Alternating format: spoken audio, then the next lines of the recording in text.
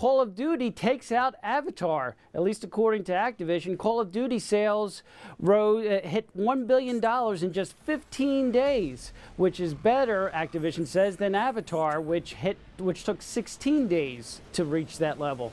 Here to talk about is Marketwatch's Dan Gallagher. Dan, how you doing? Great. How are you doing today? I'm doing okay. How impressive are these numbers from Activision on Call of Duty?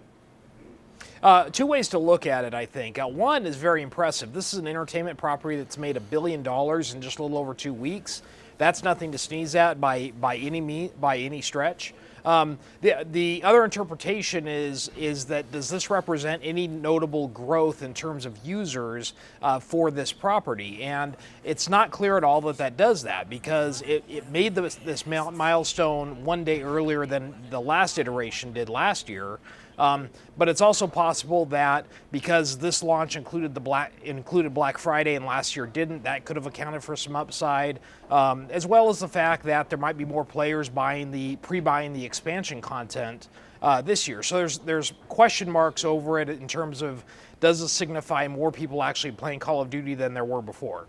Right. It's notable that it got to this level 1 day ahead of Modern Warfare last year in getting to $1 billion in sales. What do we think that this might mean for Halo 4, which is the other big video game product that's out this holiday season?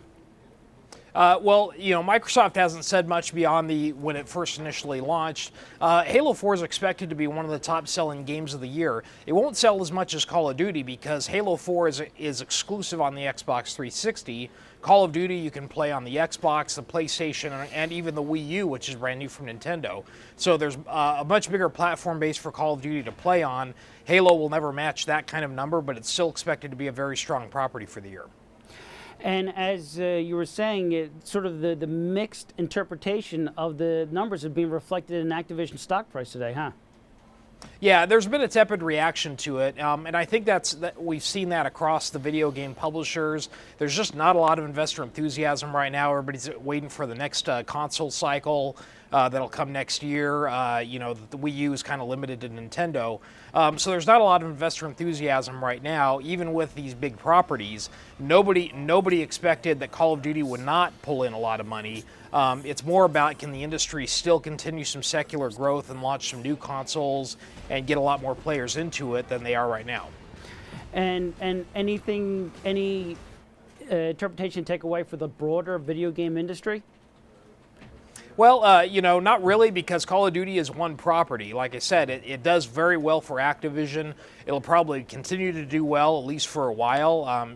It's not, even if growth has kind of peaked, it doesn't mean that nobody's going to play it next year. So there's still a lot of money that Activision can make with this property. But it doesn't signify that more people are exactly coming into the sector to play this. The video game business, I think, to get investors excited, needs to show some growth stories and not just giving core gamers what they've been playing for a long time. And what are the upcoming games next year that people are already excited about? Well, there'll be some strong releases in the March quarter. That's become kind of a popular quarter for releases, even though it comes after Christmas. Going to have games like Crysis 3, Dead Space 3, very popular titles. These are coming through EA. And then, of course, later in the year, it's widely rumored that we might have a new Xbox 360, possibly a new PlayStation, so there might be some new games and new types of properties for those. But we don't have a lot of visibility on that yet beyond some rumors. All right, Dan, it should be a fun space to watch. Thanks a lot for spending some time with us.